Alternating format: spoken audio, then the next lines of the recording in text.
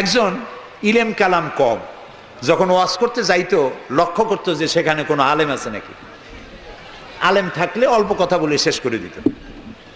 তা আলেম আছে কিনা এটা পরীক্ষা করার জন্য বলছে যে ভাইয়েরা আমি আজকে একটা পাতা আর ওয়াজ করব, একটা পাতা, এবং তার ব্যাখ্যা এবং বিশ্লেষণ আমি আপনাদের সামনে আলোচনা করতে চাই।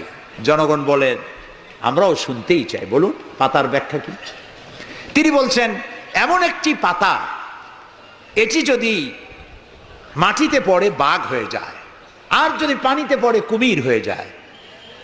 একজন দাঁড়ায় বলল, হুজুর বুঝলাম এই পাতার ফজিলত এমন, মাটিতে পড়লে বাঘ হয়, পানিতে পড়লে কুমির হয়, কিন্তু পাতাটি যদি অর্ধেক মাটিতে অর্ধেক পানিতে পড়ে তাহলে কি হবে?